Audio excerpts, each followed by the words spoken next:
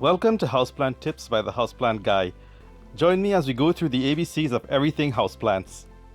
Today we're going to talk about transplanting houseplants. Quite often when we purchase potted plants, they are overgrown and pot-bound. Pot-bound means the roots are so developed that they are encircling or crowding inside the pot. These plants are particularly susceptible to drying out and usually need repeated watering and fertilizing to keep them healthy. They should be transplanted as soon as possible into a larger size pot or container to give them more room to grow. The size of a rounded top plant pot is always measured by the diameter. The diameter is the distance from one side of the top edge straight across the center to the opposing edge. In some countries, this is measured in inches, while others it's measured in centimeters. 1 inch is roughly about 2.5 centimeters. So a 6-inch plant pot is about 15 centimeters in diameter. The size of the pot to select for transplanting depends on various factors, such as the species of plant, the size of pot in which the plant currently grows, and the maturity of the plant. For plants that are pot-bound, here are some general guidelines for selecting pots for transplanting. Remember, these are not hard and fast rules, but only guidelines, so assess each plant case by case. For pot-bound plants in containers under 6 inches in diameter, go up in pot size by 1 to 2 inches. For example, a plant in a 4-inch pot can be transplanted into a 6-inch pot.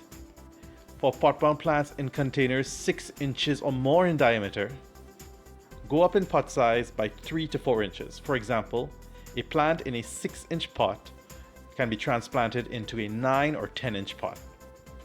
If you choose a plant pot that is too large for the root ball, some plants may suffer from root rot because of the constant exposure to moisture from such a large volume of soil.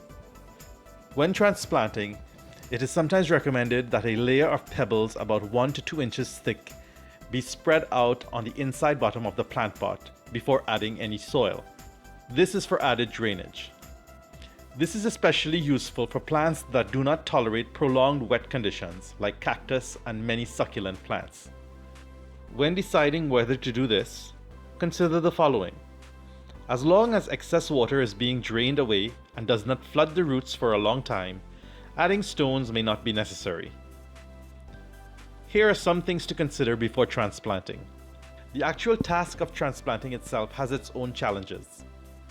One thing is the size of the plant, which can be large and awkward to handle, but also other specific characteristics such as the delicateness or unusual shapes or forms of some plants.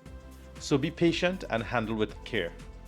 When transplanting, always choose a shady spot away from direct sunlight because exposed roots can be injured by prolonged exposure to direct sunlight.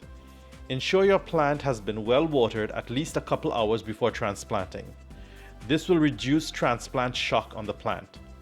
The plant should look vigorous, so avoid transplanting any plant if it looks wilted or stressed. The potting soil of the plant should be moist but not wet.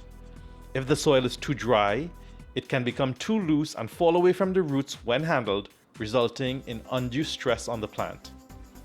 To test the quality of the soil mix for transplanting, scoop a handful into the palm of your hand and using your fingers compress it into a ball. If it forms a weak ball that easily crumbles, then the quality should be okay. Using your hands or a hand spade, reach into the soil and break up any clumps that may have formed. Keep the soil mixture moist but crumbly. After transplanting, the root ball of the plant should be about the same distance from the top surface as it was before. In other words, don't bury the root ball too deeply. Today I will be demonstrating how to transplant a hibiscus plant from a 6-inch pot to a 9-inch pot. To begin, create a work area with everything you need in close proximity. The soil, water for watering after transplanting, the plant pot and saucer, and of course the plant. The aim is to transplant as quickly and carefully as possible to avoid having the roots exposed for too long. They can dry out and become injured. Before taking the plant out of the existing pot, place the entire root ball into the new pot to gauge the amount of space available inside. The height of the plant's existing root ball should not be higher than the height of the new pot. At this point, you may decide whether or not to add a layer of stones or pebbles at the bottom of the new pot.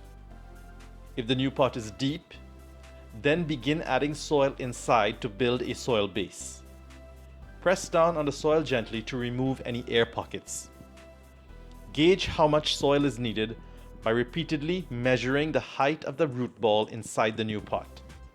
Once you have built up the base, you can then begin the actual transplanting process.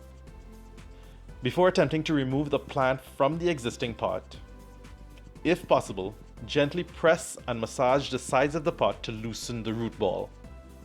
Once loosened, hold the plant by the strongest part and remove the root ball from the pot.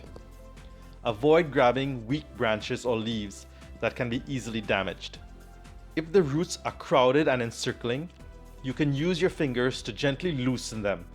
This can actually promote root growth after transplanting. Set the root ball into the new pot on top of the soil base that you created.